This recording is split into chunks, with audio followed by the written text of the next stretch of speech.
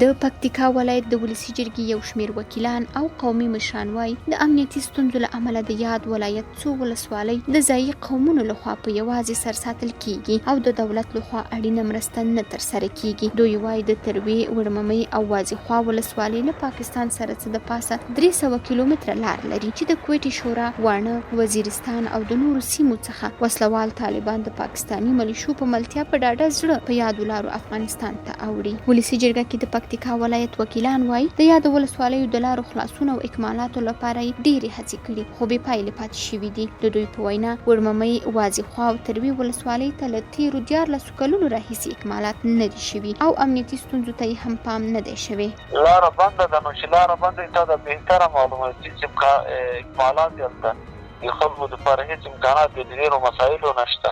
ډېر په سختۍ اکمالات کېږي، هر څه د خوراکي د نور موارد دي او که تعلیم په صحت په باره کې دا ټول موږ څو ځله ذکر کړي دي او دا موضوعات شریک شوي دي، ولې چې څوک عمل نه پرې کوي دا مشکل د حکومت ده. د یاد ولایت قومي مشران وایي پاکستان پر ډیورنډ فرضي کرښې پر هر کیلومتر یو امنیتي ټاور او پر هر 3 کیلومتره یو امنیتي پوسته لري، خو د افغانستان په طرف یوازې 2 امنیتي پوستې دي چې تجهیزات، درنې وسلې هم نه لري او ان ډیری وخت سرتیري په خپلو پیسو باندې مرمۍ اخلي. د دوی په وینا د وړممۍ، وازیخوا او تروې لارې هم له کلونو راهیسې د پکتیکا مرکز سره بندې دي او تیر اونۍ هم د طالبانو 400 وسلوال د وازیخوا ولسوالۍ د سقوط لپاره سره راغونډ شوي وو. قومي مشران وایي یا د 3 ولسوالۍ چې ډیورنډ فرضي کرښې سره موقعیت لري باید د اردو سرتیري، سرحدي پولیس او سیمه ییز پولیس ورته منظور او ځای پر ځای شي چې د دوی په خبره د یادو سیمو امنیت خوندیتوب سره ډیری ولایتونه خوندي کیدای شي. د کرښې په دې اوږدو کې له زابل د شمولزو رانیولې، بیا د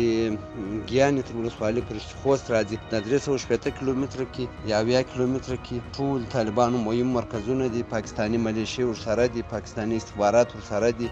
په دغې کرښه باندې طالبان، ټول افغانستان طالبان په دغې کرښه اوړي راوړي، ځکه د کوټ شورا، د کوشلاغ، د مسلم باغ، د کلای عبدالله، د ژوب، د کمردین، د بادني، د واڼه او د میرانشاه دا ټول طالبان په دې لاره ځي او راځي. پاکستاني ملیشې ورسره وي، عرب ورسره وي. د پکتیکا د خوازیخوا ولسوالۍ د یوې امنیتي پوستې یوه ویډیو چې زاویه نیوز ته رسېدلې پکې ښکاري چې سرتیري په ډېرې سختۍ سره امنیتي پوسته جوړوي او وایي چې باید ستونزو ته یې رسیدګي وشي. خوازیخوا ولسوالۍ مرجانې د پوستې موږ ټول سربازان او په شمول د قمندان صاحب اوس کار کوو، خو متاسفانه موږ سکوګان نه لرو او جالونه نه لرو چې مخاردار دا د تاسې وینئ کم هم ډک کړي د نور نسل.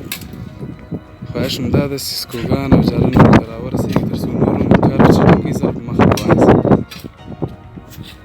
دا د تاسې وینئ زموږ ټول سربازان کار کوي، قمندان صاحب هم راغلی د کار راسره کوي، ټول دلته موجود.